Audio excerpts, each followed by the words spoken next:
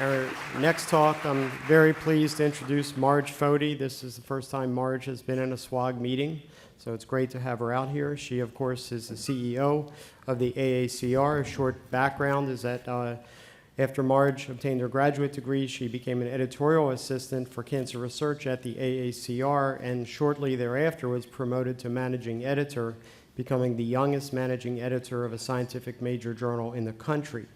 Eventually, she assumed the CEO position, where the AACR grew from 3,000 members to over 37,000 members in 108 countries, and the portfolio of journals grew from 1 to 8.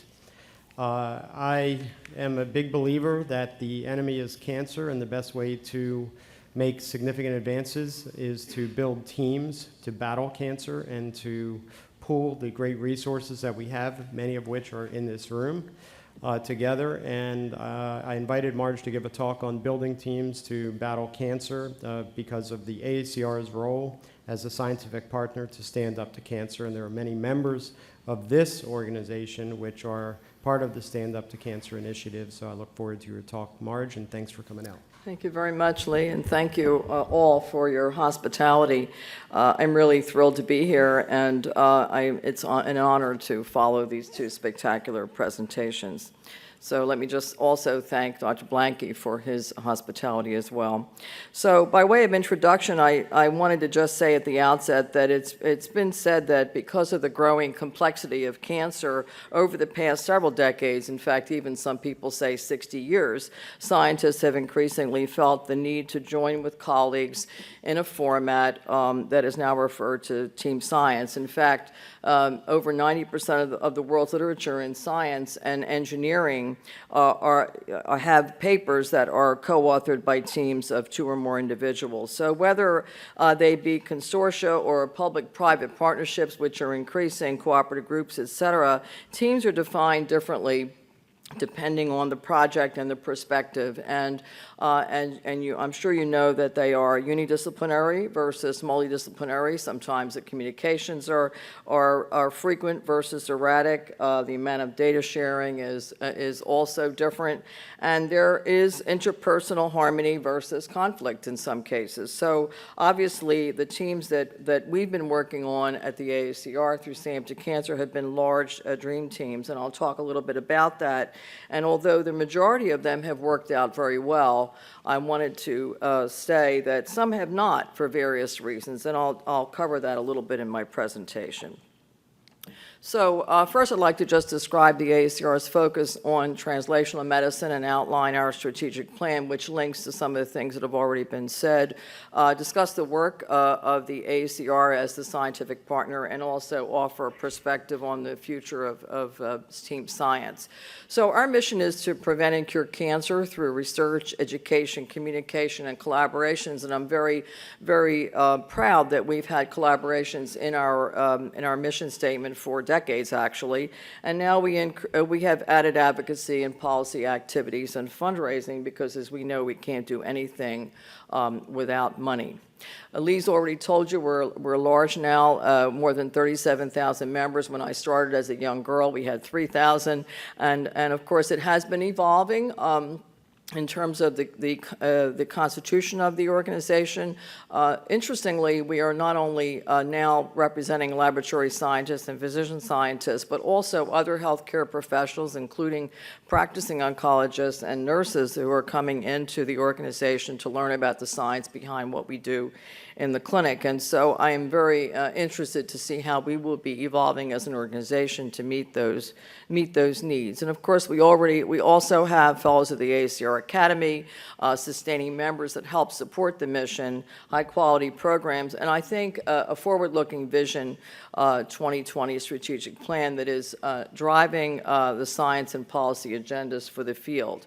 We've just finished our 2020 strategic plan, and as you would expect, we are focusing on how to foster high-quality cancer research and translational medicine worldwide that will lead to things that you're all interested in: improvements in prevention, faster drug development and approval, effective biomarkers, and this will be exciting to hear about that tonight, positive outcomes and quality of life for patients, and more cures for cancer. we have not, as an organization, really focused on survivorship very much in the past, and so that is on the agenda going forward. We are helping to plan and also educate and train the future cancer workforce, really trying desperately to maintain our standing as the authoritative source and voice for cancer research, which is a lot of work, and increasingly to fund senior and junior scientists that are conducting meritorious research, whether it be individual projects or team science projects. And of course, lastly, acting as a catalyst for synergistic and national international collaborations. Our mantra now, as a result of this strategic plan, is to fundamentally change the face of cancer by 2025. Now, this graph really emanates from our strategic plan. Jose Bazelga was the head of our strategic planning exercise, and you'll see that cancer science has been defined really as really going from basic science and even pre-cancer basic science all the way to clinical research and also practice, all with the goal of science-directed, patient-centered cancer research and a reduction in cancer incidence, morbidity, which is new for us, and mortality. We have many enabling processes, and you'll see on the left that this is significant for us in terms of all the regular things we do, but as was pointed out by both of our speakers tonight, especially Lillian, data sharing is becoming an absolute essential thing for everyone to consider. And the Team Science Project, which she talked about, is the AACR Project Genie, which brings together genomic and clinical outcome data from 8 institutions around the world, and I think we're very proud that this is really working out very well as a new data sharing team science initiative. Now, obviously, this slide probably has been seen by a number of you because it was conceptualized originally by past President Karen Antman. But you'll see that we feel very strongly that laboratory research, clinical research, and population science really needs to be all part of translational research, with the promise of translational research being really only realized if we can have the kind of collaboration we're talking about, educate and train translational researchers at all career levels, which is a challenge, I think, for any organization. The utilization of cutting-edge clinical trial designs and new technologies, more funding always, and especially the elimination of institutional and cultural barriers to collaborations in team science. We have done and worked in the area of team science for a long time, and even are giving a Team Science Award, have been doing that since 2007. And of course, we're utilizing other mechanisms for fostering this area. So there's a lot of interest in Stamped at Cancer, so I'll get right into that. I think that my life changed when I got a phone call in 2006, which said that they wanted us to be the scientific partner for Stamped at Cancer. And the reason I'm saying that is that it's almost a daily activity to respond to their needs. Stamped at Cancer was created in 2008 effectively with their first telecast, and it brings together researchers worldwide and promotes collaborations rather than competition. Sometimes I think they discovered collaborations, but, you know, of course it's a PR thing. But suffice it to say that they have done a great deal in really underscoring the importance of collaborations and data sharing in the world of cancer. It does galvanize the entertainment industry. It creates an increased public awareness about cancer and garners really broad public support, and to my complete surprise, a lot of corporate support. I say that because I guess I didn't realize that there would be so much interest in the various projects that Stamped at Cancer is funding. And of course, since we started with them, we have administered over $242 million in research grants of various types. Now, it's a multifaceted role that we have as a scientific partner, which ranges from the performance of expert peer review of grant proposals to post-award grants administration, oversight, and tracking of improved deliverables, which is very, very strong as far as our role is concerned. The execution of contracts and financial oversight is very interesting because in the first 5 that we did, there were 42 subcontracts that had to be implemented. It was interesting and a real learning learning process. We have biannual site visits, and we really keep things moving, going forward, regular interactions with corporate and foundation donors, and a lot of communications and science policy activities along with this group. We also do patient navigation, and which is necessary every time there is a need for that amongst the high-profile individuals there in Hollywood. Now, it's a challenging, actually, it's a challenging activity for us. You have to jump very high when Hollywood calls, and there is a fringe benefit, an occasional hug from someone like Bradley Cooper. Although it's brief, it's very brief, but it's very memorable. We have several grant opportunities we make available, and the one that has been really focused on, particularly for team science, is the Dream Team category. There were 19 already approved, and more coming along the way. 3 years really is the goal to actually have benefit to patients in 3 years. When we first got involved with that, we were actually a little concerned that we were being asked to get this done, and in fact, most of the teams have actually had to have no cost extensions to 4 years because the first year is really quite detail-oriented and a lot of work getting ready for such a big project. And of course, it's multidisciplinary, multi-institutional, led by a dream team or several co-leaders at different institutions, really trying to make a difference in groundbreaking discoveries. There's also translational grants that are little teams, excuse me, I want to go back, and innovative research grants that are given to young investigators for high-risk, high-reward projects with translational research potential. The latest is the Catalyst Grant Program, which I have a slide on, which I'll talk about. It's an initiative in collaboration with industry with the goal of bringing new treatments to patients as rapidly as possible, and there are also Philip Sharp Awards for innovation and collaboration. Now, the Catalyst Research Grants was another surprise to me because we thought at first that this would not fly and get through our board, because there were issues about how do you work with industry, why should industry really want to give to Stamp to Cancer large amounts of dollars to especially make their compounds available and be tested, and also other such questions that really ultimately were resolved. And what we found out, this pharma really likes this grant program because it draws from the external expertise in the review process, has the imprimatur of the scientific advisory committee led by Dr. Sharp, and is fast in getting the funds distributed with a substantive oversight of these grants. And so what we have been interested to see is that Merck, which is the first company that stepped up to the plate, each of them has given $10 million to this program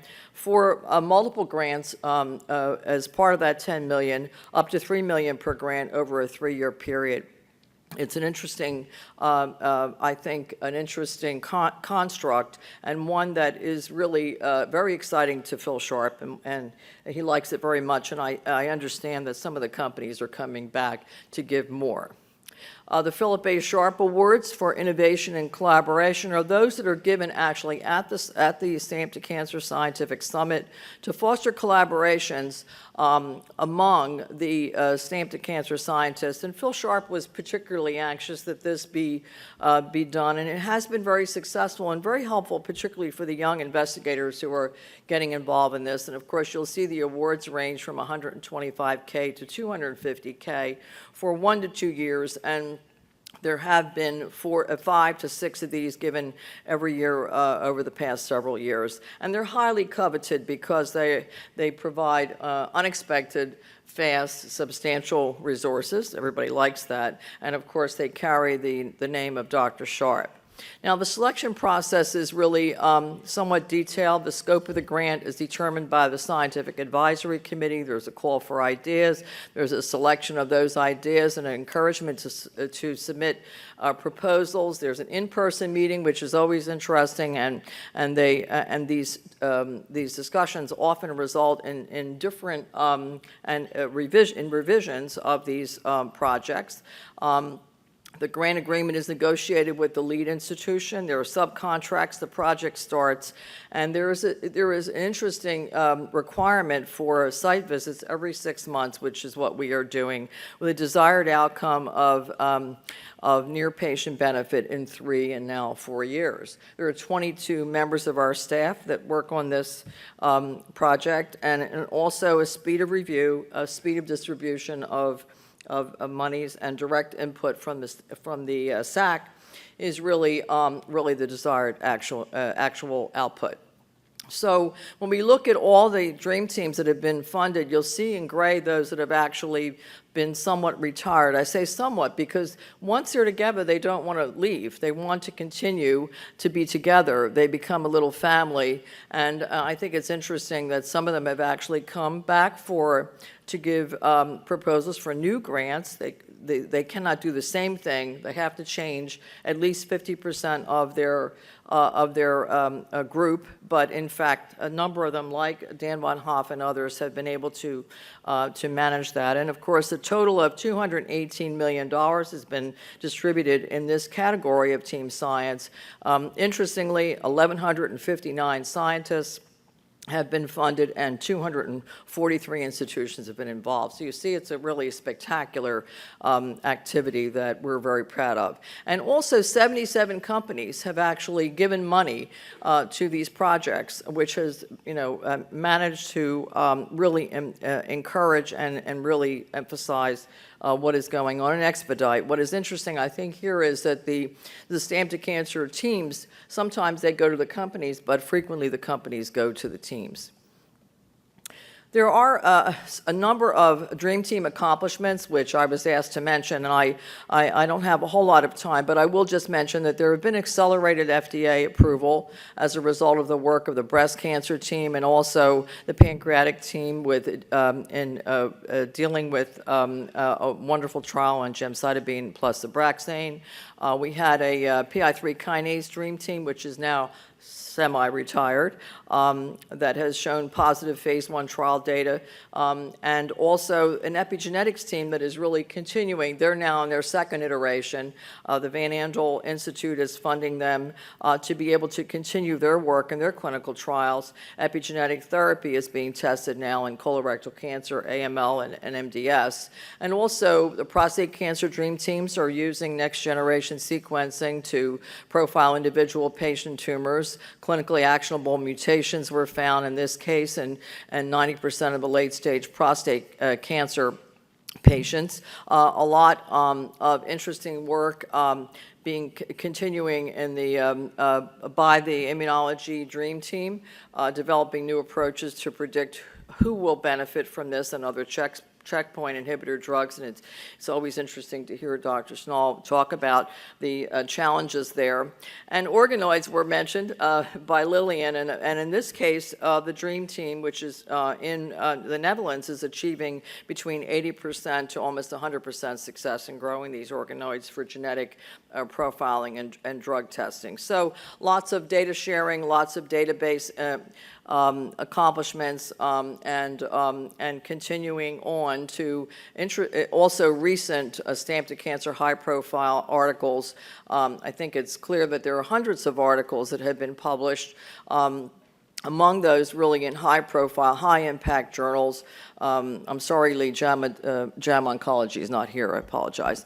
But there is Cancer Discovery, Cell, Nature, and New England Journal of Medicine that are all very recent publications, and these teams are doing very well. And the annual summit, I think, has been very interesting. I think it's not a new idea. I believe the Prostate Cancer Foundation has been doing this for years. But I think what has been interesting to me is it does really help the young investigators. Have been special presentations given by key national leaders, poster sessions by the innovative research grantees who are the young ones, and also, of course, the awards are given there. But most importantly, a chance for everybody to get together to talk about their projects and to encourage collaborations.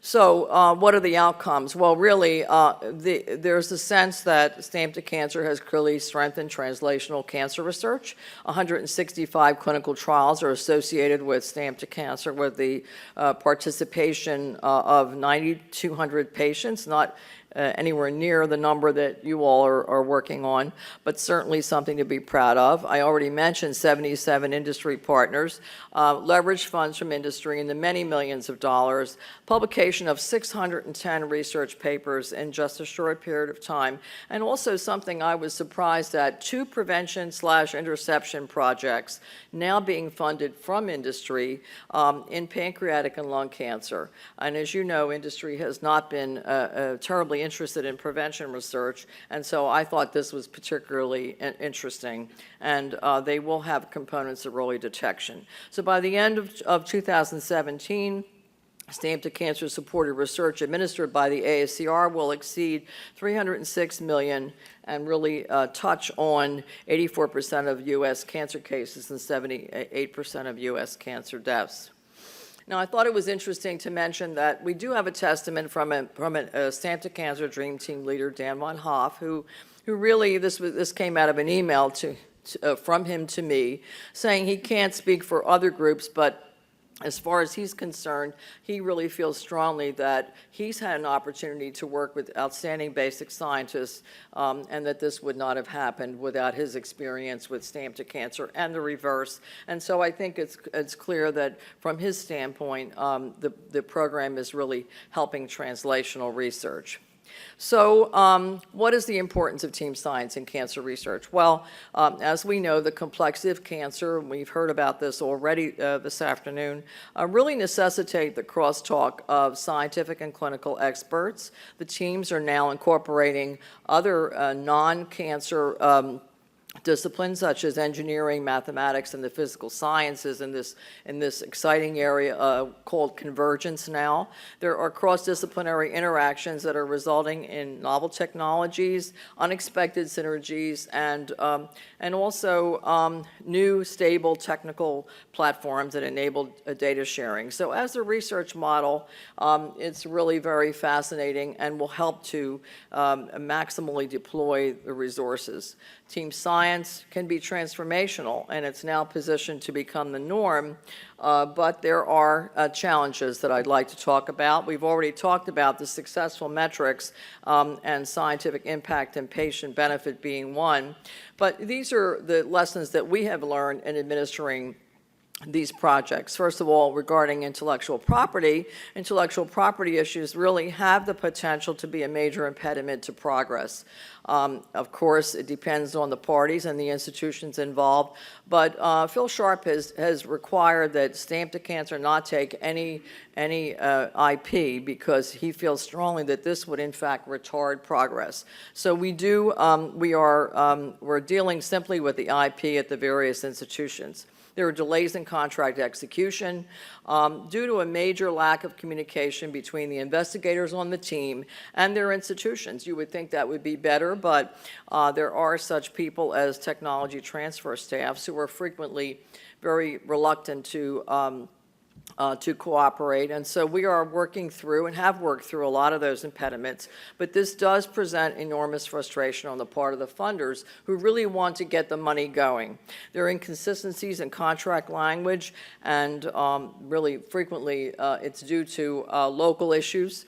There are discrepancies in progress reports that are coming in from the various institutions, and this is frequently challenging to the reviewers. And communications, interestingly enough, which is something I always watch, the public information officers from each of the investigators' institutions do not always communicate with each other, and this is something we are grappling with. It is, I suppose, there are turf issues here, but something that we need to fix because we cannot have communications be an impediment. And of course, project management really is absolutely essential. One project manager in the team to really be responsible for meeting deadlines and deliverables. There are scientific issues, differing opinions among the team members, and frequently a lack of respect across the disciplines that really retard the seeds of creativity and novel approaches, and institutional barriers where policies and procedures for recognition, review, and reward for collaborations in team science are either non-existent or they're not being implemented. And of course, funding is always an issue. And lastly, educational barriers. And I think that, people like Lee who've done so much to help us with our educational workshops realize that we need to help individuals learn about how to do translational research. And it's not so simple or as concrete or workable as we would like to believe. And of course, cultural issues that really concern us enormously. There's an urgent need to support the career development of those participating in teams, especially young investigators whose professional advancement depends on it. Promotions, tenure track, compensation, and first author issues. These are not insurmountable, but they require a full court press nationally. And it's something that as organizations, whether we be ASCO, AACR, other organizations, really need to take on because we need to find new incentives and credit if we are going to give everyone, especially young investigators, a chance at and want them to be part of team science and reduce competition and place more emphasis on team science. Oddly enough, we know that the funding crisis is with us, and of course, young investigators are often the ones who are shattering paradigms, but ironically, because of the funding crisis, team science may help alleviate the pressures on young investigators to obtain R01 funding. We don't want this to be a long-term problem, but it is something that young investigators have actually underscored that they feel protected as part of these teams. So we know that the future of any endeavor really depends on innovation and positive change. Established leaders need to really give up their attitudes about past successes and really help push forward to the future. We obviously also need a rich blend of both competition and collaboration, and we know that's needed. And although change is really not easy, we do have an opportunity to utilize team science to turn the challenges of the disease into scientific opportunities and really be certain not to miss the future, as was warned by John Kennedy. We know it's here to stay. It's been here for a while, but we have to get better at it. Team science will only increase because of the urgency of the need to make faster improvements in the public health. And of course, we know that advocates and patients are pushing hard for new ways to accelerate the cure of their cancers, and the reduction of healthcare costs will depend on it as well. Cancer research really has traditionally been at the forefront of a lot of advances, even in other diseases, and I think that cancer research will undoubtedly lead the way to devising guidelines for designing and overseeing and evaluating successful team science projects, not only in cancer, but also in other human diseases.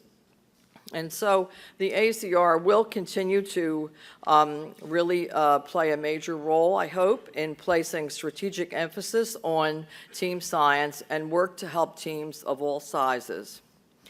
So to conclude, team science has really led to amazing scientific breakthroughs that would not have otherwise been possible. For example, the Manhattan Project, the development of antiretroviral medications to control AIDS, theoretical work into complex adaptive systems, and also some of the best music of our time.